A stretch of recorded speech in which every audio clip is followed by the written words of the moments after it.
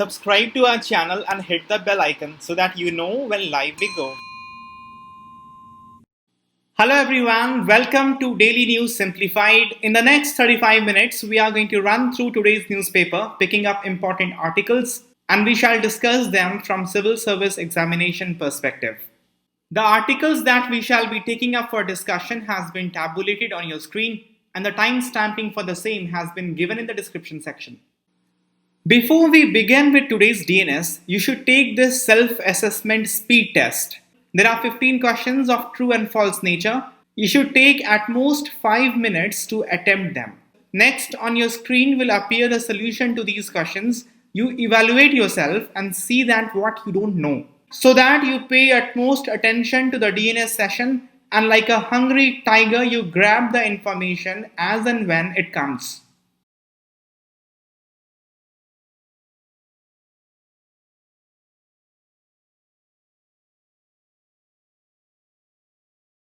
There is an editorial article on page number 6, Venus in Focus.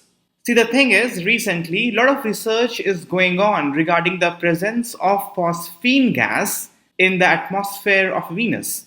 And recently, a paper was published in Nature Astronomy regarding the findings of phosphine gas in the atmosphere of Venus. Considerable observation was made already regarding this in 2017 using the James Clerk Maxwell telescope in Hawaii. But scientists wanted to be absolutely confirm about it to ensure that this is not a false signal. So they waited and did more research using the Atacama Large Millimeter Array Facility in Chile. And now it is confirmed that Venus' atmosphere has phosphine gas in this. So what's the deal? Let's understand.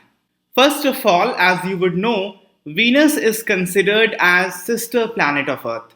Because of the similar size, the diameter of Earth and Venus are almost same. Both the planet has rocky surface. Also, both the planet has iron core. But still Venus has got very little attention in space exploration. The reason is Venus has very hostile environment in its atmosphere and on its surface. Although Venus is the second planet from the Sun, but it is the hottest. The surface temperature of Venus is around 460 degrees Celsius. At this temperature, many metal will be in molten state. The reason for this high temperature in the atmosphere and on the surface is the thick atmosphere of Venus, which is made up of carbon dioxide and sulfuric acid. Because of the dense presence of this greenhouse gas, the temperature in the atmosphere and on the surface is very high. And because of the presence of sulfuric acid, the atmosphere is very acidic. So acidic that it cannot be represented on a pH scale. Let me also give you a little trivia of Venus. Venus, as we have discussed, is the hottest planet in the solar system. Venus, I have told you, has an iron core, but you have to know that it does not have an Earth-like magnetic field.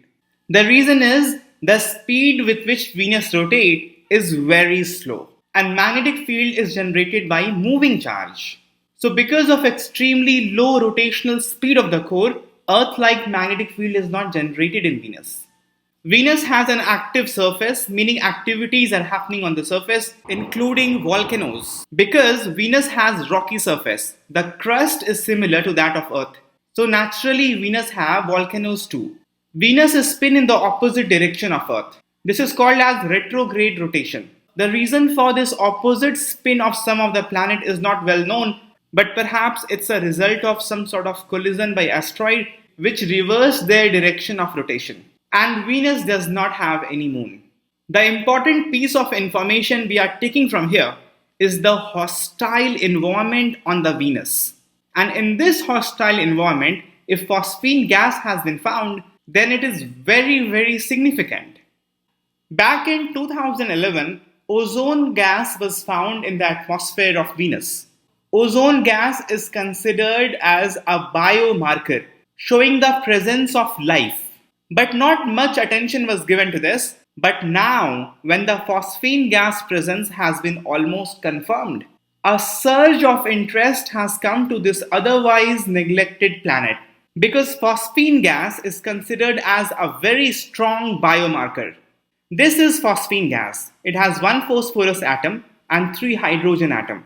Phosphine gas on Earth is produced either by manufacturation process or it is the result of some microbial activity in some biological process. Phosphine gas is not to be found on Earth in abiotic manner, meaning it is not found in the deep sea or somewhere under the rock or in the deep mines where there is no life. Naturally, it is produced because of microbial activity or it is manufactured by human. But on Venus, there is no manufacturation by human. So that gives a clue of presence of life on Venus. So this uniqueness about this gas that there is no abiotic false positive, meaning nothing but life can produce phosphine on Earth unless it is specifically manufactured or produced in laboratory. So if there is no human effort in producing phosphine and phosphine gas is found somewhere, that is a signature of life. That is why it is considered as a biosignature gas. But we have seen already that the atmosphere of Venus is rich in carbon dioxide gas.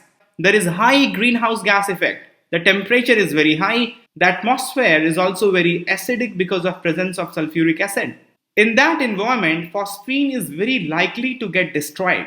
But scientists are estimating that phosphine forms 20 parts per billion of Venus atmosphere. It is although very low, but the point is, since this amount is present, this amount too must be constantly replenished because phosphine will be constantly destroyed in the atmosphere. The presence of this amount shows that it is continuously produced. So the hypothesis is some kind of microbial activity must be going on in the atmosphere of the Venus. And if this is not a false signal, then maybe we'll get to know about life on planet other than Earth. But some of the scientists have been cautioning against overexcitement. Look, in the beginning I told you that various telescopes were used to identify the presence of phosphine gas in the atmosphere of Venus. The way it is done is through the absorption spectra. Every molecule absorbs some light, and if you look at the radiations coming through them, then you will find radiation of certain frequencies are missing because they have been absorbed by molecules. And every molecule absorbs radiation of different frequencies. So it becomes a signature of every molecule. If certain frequencies are missing, then we can definitely declare the presence of some molecules. And telescopes, see the lights or radiations coming from distant place. So that is the mechanism how we have been judging the presence of phosphine gas. Some of the astrobiologists have been pointing that the absorption spectra of phosphine gas is very similar to sulfur dioxide. So we might have been mistaken taking sulfur dioxide for phosphine gas. In that case, it will be a false signal. But there have been other point of view as well. Certain astrobiologists are pointing out that certain microbes can have a thick shell of sulfur. This thick shell of sulfur will protect the microbe from the sulfuric acid present in the atmosphere. Many of the microbes, even on Earth, survive in very acidic medium. Although the acidity in Venus is on another level, but in billions of years, there might have been evolution and adaptation to that environment. That is a possibility. Whatever it is, we'll get to know only when we will be sending more mission to the Mars. For the prelims examination, you must know that presently there is only one spacecraft flying around Venus, that is Japan's Akatsuki orbiter. So far, there has been only 2 dedicated Venus missions. Both of them have been orbiter. The first dedicated Venus mission was Venus Express of the European Union. It was orbiting Venus from 2006 to 2014. And presently, Akatsuki orbiter is the only operating orbiter for the planet. NASA and ISRO has their plan. NASA is planning next year a mission for Venus, and ISRO is planning to launch a mission in 2023. That mission will be called as Shukriyan. Shukriyan obviously will be an orbiter because for lander it is going to be very difficult because of high temperature. But material engineering and robotic science have advanced enough to develop such a robot that will survive high temperature. But still, to begin with, we are starting with the orbiter. You should know that Shukriyan will just be a orbiter. There will be no lander component in this. There is a lead article in today's newspaper on page number 6, Impediment to Equal Productivity, Dignity. This article has been written in the context of less opportunity provided to differently abled people in India. Since last few years, all of us are expecting a question in the mains examination on differently abled. A question has not come yet, and it is highly probable that in the coming mains examination, a question will come. In the syllabus of GS Paper 1, there is a section Social Empowerment, Communalism, Regionalism and Secularism. Under this category of social empowerment, differently abled people, their welfare, initiative taken by the Government of India, the problem they face in the society, that can be asked. Under GS Paper 2, there is a topic Welfare Scheme for Vulnerable Sections. Differently abled people will definitely be categorized as vulnerable sections in our society, so a question can come very likely in GS Paper 2 as well. This article has been written on a very specific issue that the author faced while trying to make the legal information available online friendly for disabled people. But we shall expand the scope of our discussion and will discuss differently abled people holistically. First of all, for a very long time, proper definition of differently abled people were not there. Rights of Person with Disabilities Act 2016 gave a definition of person with disability. And as per the Act, person with disability is a person with long-term physical, mental, intellectual or sensory impairment, which in interaction with barriers hinders his or her full and effective participation in society equally with others. Sometimes we have psychological comfort with some people, so we interact well with them, but we do not interact well with others. But for any condition to be qualified as disability, there must be hindrance in participation in society equally with others. So now this definition is considered as a standard definition of disability, and you can use it for the mains examination. At present, there are 2.21% of our total population classified as differently abled. 56% of total differently abled population are male and 44% are female. In the general population, 51% are male and 49% are female. Of all the differently abled people, 69% reside in rural areas. If you look in the general population overall, 69% reside in the rural areas. So 69% of overall population in India reside in rural areas, and 69% of differently abled population also reside in rural areas. That means we have even distribution of differently abled people in the rural areas and the urban areas. Let's talk about the issues that differently abled people face in our society. And if the entire issue has to be summarized in one line, then this quote is very apt for that. Disability is not the problem. Accessibility is the problem. People with disability can achieve great feat, like the scientist Stephen Hawking.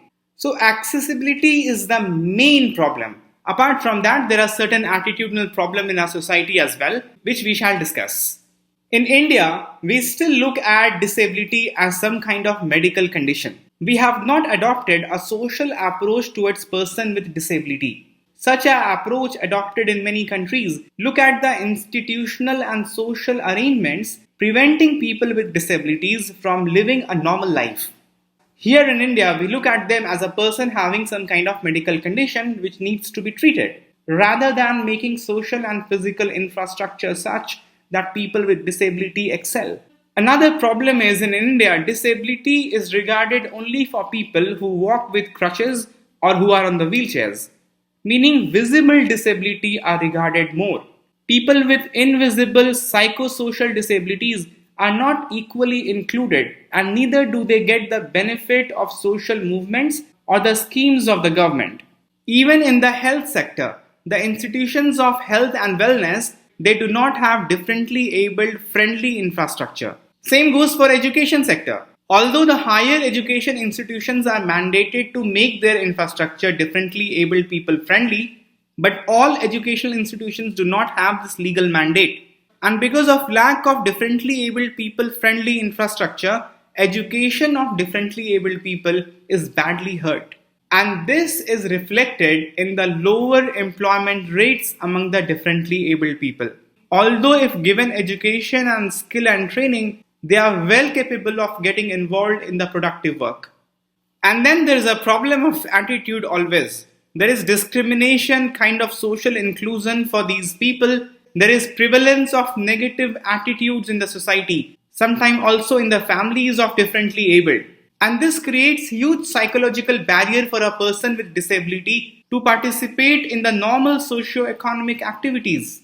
Differently abled people are not considered as holder of rights, but they are considered as passive beneficiary or the recipient of the schemes. Even the most important legislation for differently abled people, the Rights of Person with Disability Act 2016, has not been implemented by many states. Even many states are yet to come up with the rules that will apply for the act in the state. With all these problems, COVID-19 situation and lockdown has only increased the difficulty of differently abled people in getting access to education, healthcare, transportation, and most importantly, the economic opportunities will be further squeezed for differently abled people at the time where our GDP is contracting and there have been layoffs in both formal and informal sector.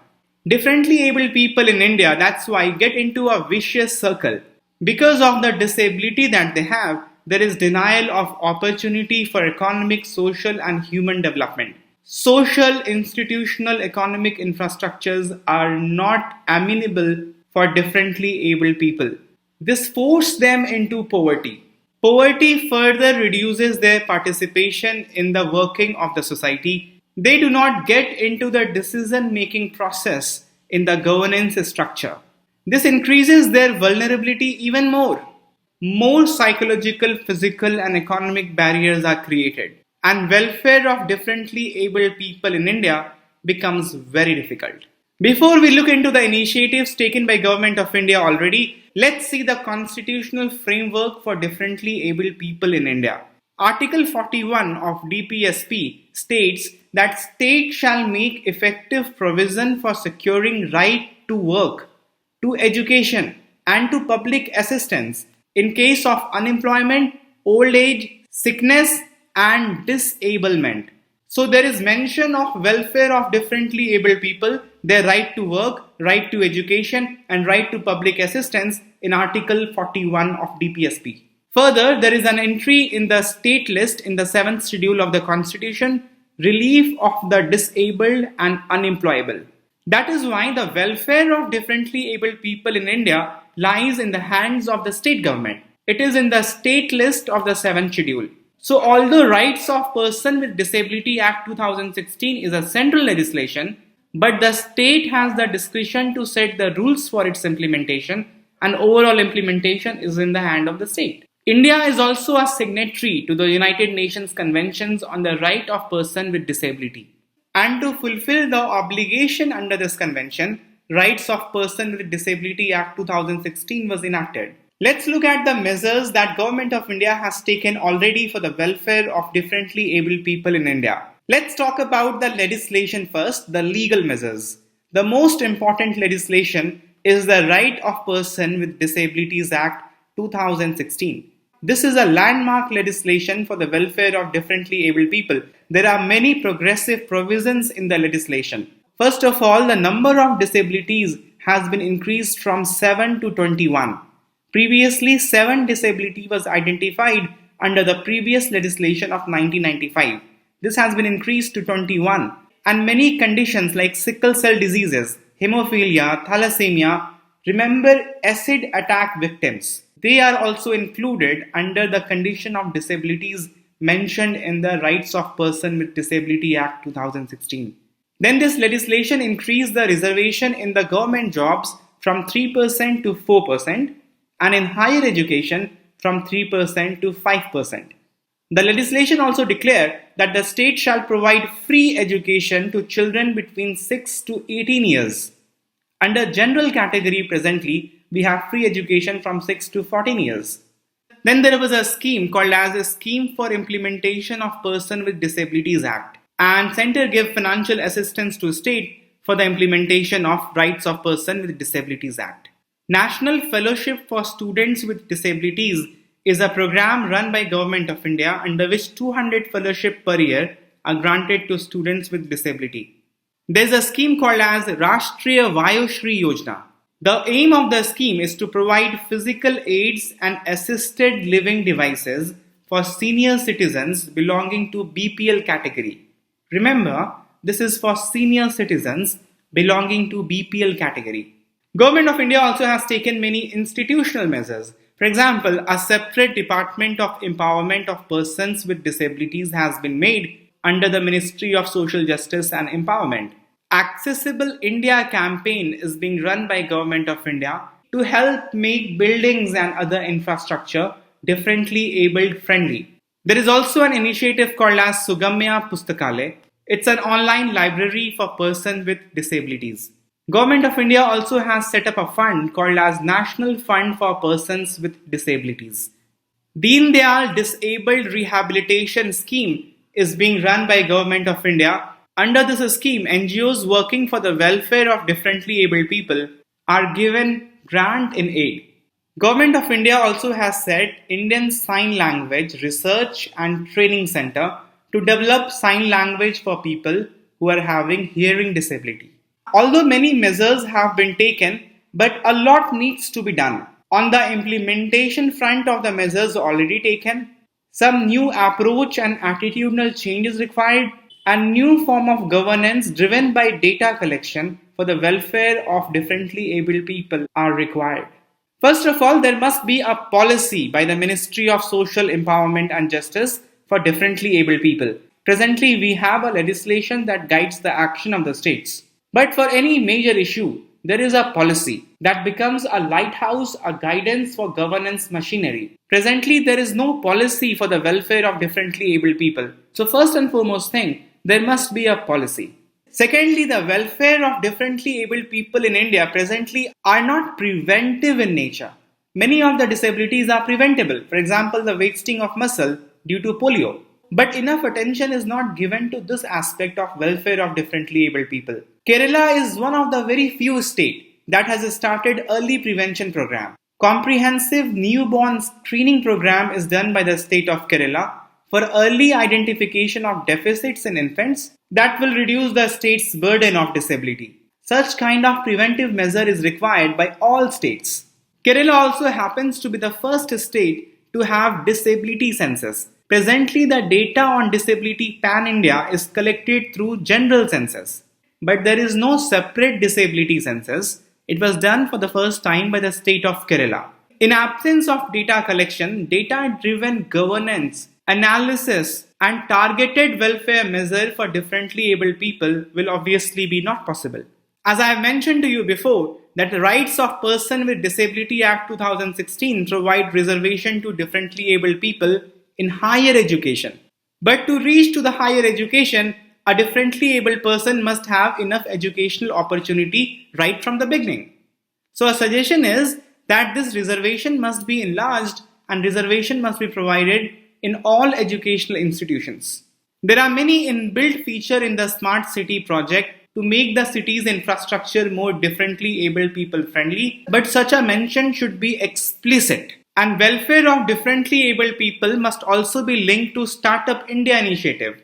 There has been problem in implementation of the initiatives that government has already taken.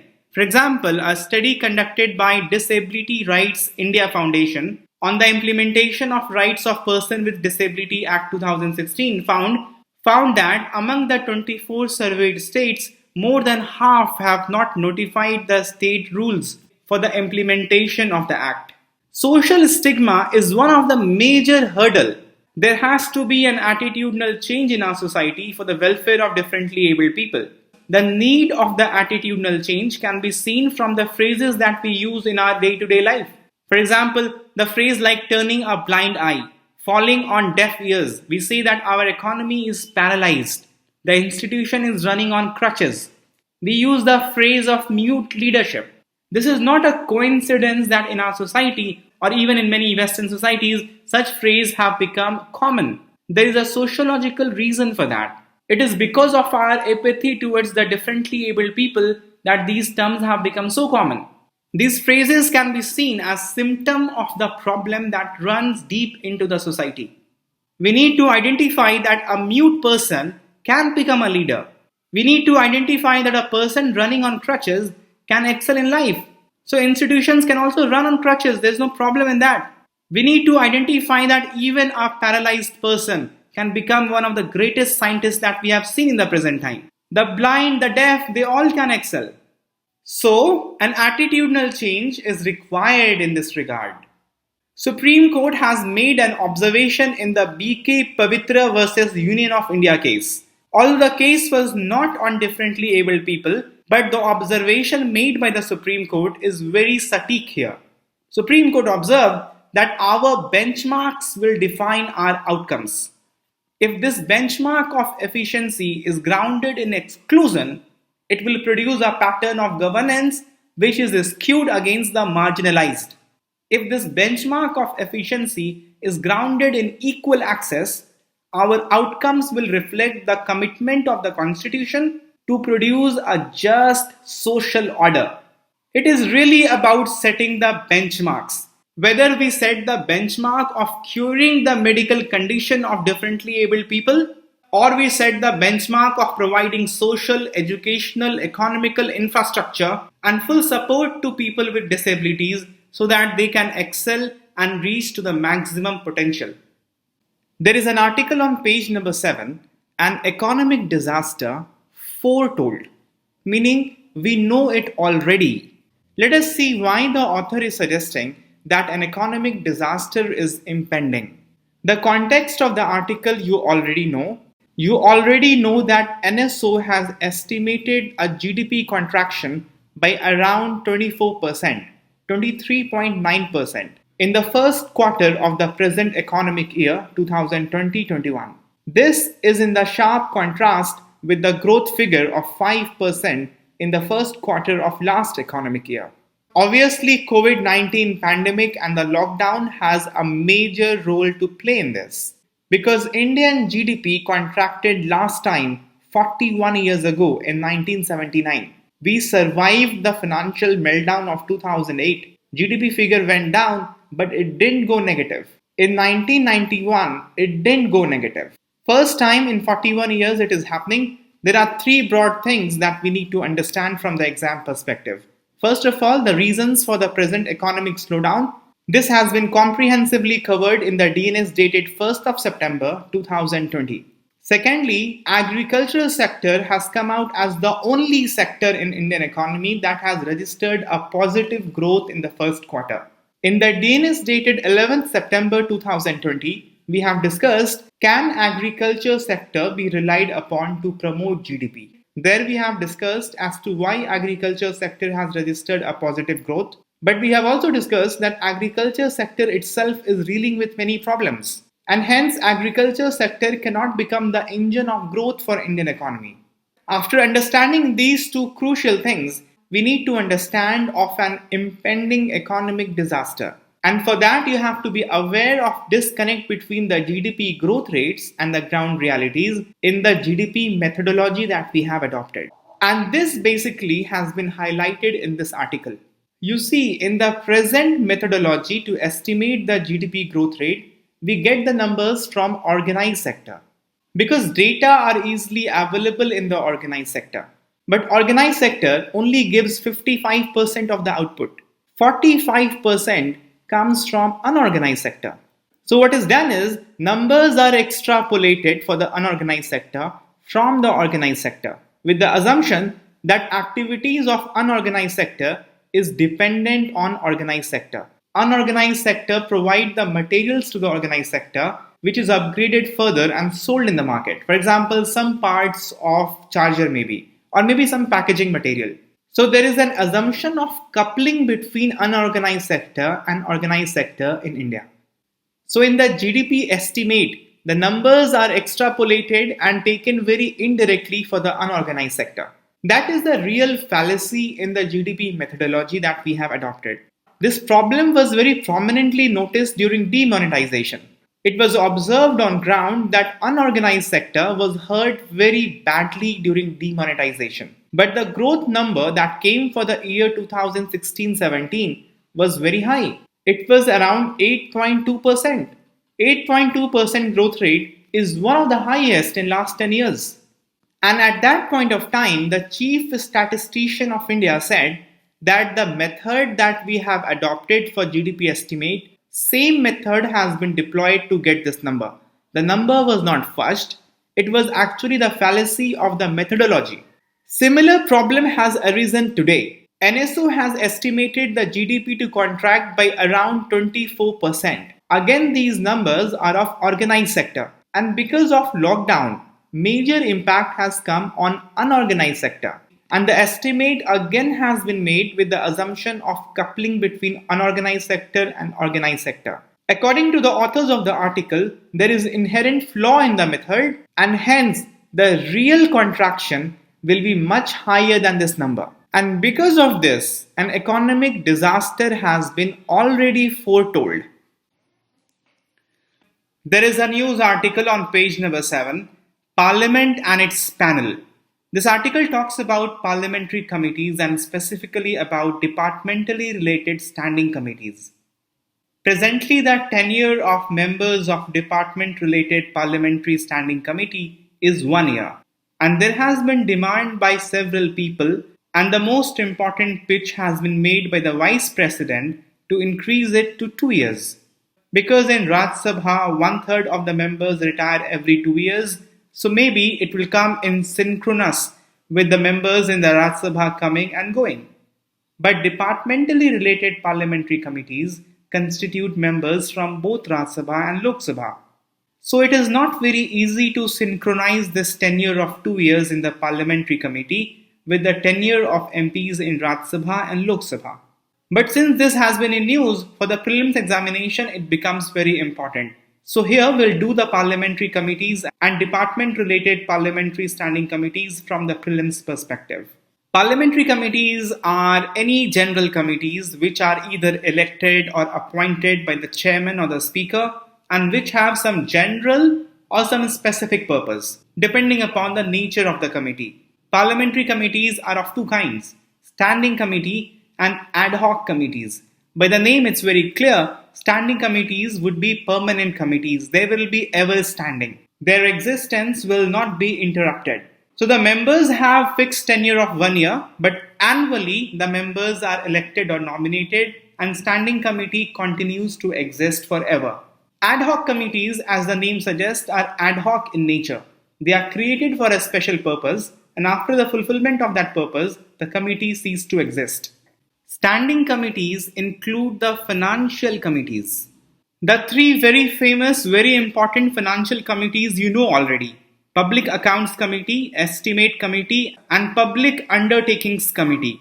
These three financial committees are also standing committees. They are permanent in nature. Similarly, there are department-related standing committees. They are also permanent in nature and work in some niche areas. Ad hoc committees are of two types, select and joint committees.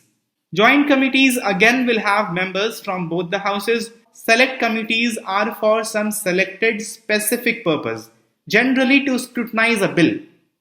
Parliamentary committees draw their authority from Article 105, which is on the privileges of Parliament members, and Article 118, which is on Parliament's authority to make rules for regulating its procedure and conduct of business. Parliamentary committees have not been mentioned in the Constitution, but parliamentary committees are used to conduct the business of the House.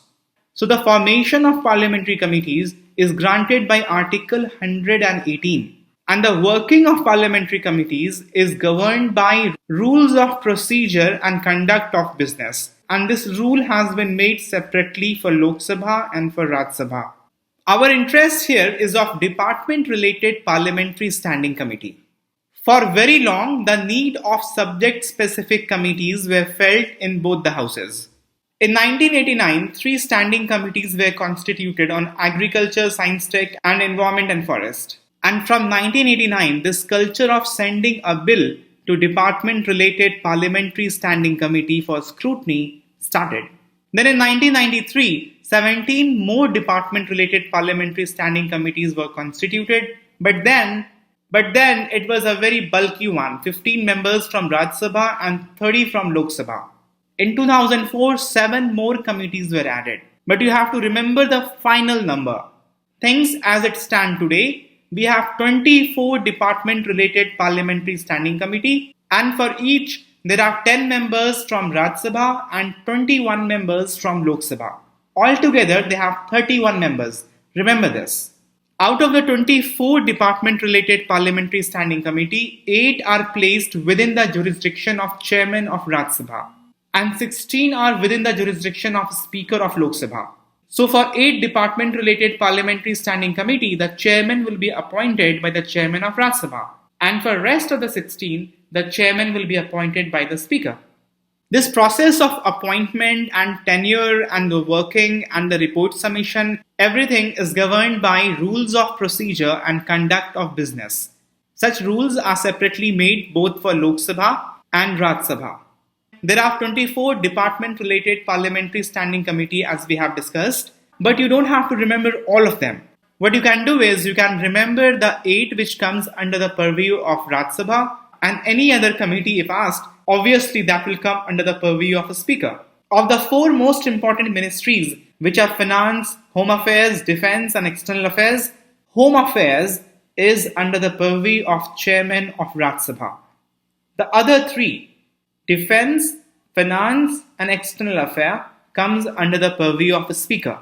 So remember this, Home Affair is under the purview of Chairman of Rajya Sabha. Apart from that, Commerce, Human Resource Development, Industry, Science Tech, Environment and Forest, Transport, Tourism, Culture, Committee on Personal Public Grievances, Law and Justice, Committee on Health and Family Welfare, these are under the purview of Rajya Sabha's chairman. It may take some time, but it will be worth giving it because this topic is important for the prelims exam. And then you can spend some time reading the department-related parliamentary standing committee coming under the purview of the Speaker of Lok Sabha. The most important function of these committee is to examine the bills. The bill can be examined by ad hoc committees as well. And that discretion is with the speaker or with the chairman. Once a bill is introduced, first of all, whether that will go to the standing committee or the ad hoc committee for scrutiny or not, that will be decided by the speaker. And whether that is going to a standing committee or to a select committee, that will also be decided by the speaker or the chairman. Nevertheless, examining the bill is the most important functions of these ministries because they are specialized in a particular area of particular ministry. They also consider the demands for grant related to any ministry or department and report thereon. They also consider the annual reports of ministries and departments and give their report on them. However, the standing committees do not take up the matter of day-to-day administration, which will be impinging upon the functioning of the executive. Now we shall do question for the day. Yesterday's question was this. With reference to recommendations of 15th Finance Commission, consider the following statements. The recommendation of the 15th Finance Commission would be valid for a period of 6 years. Ordinarily, the recommendation of Finance Commissions are valid for 5 years because Finance Commissions are constituted every 5 years. But the recommendation of 15th Finance Commission would be valid for 6 years. This is a true statement.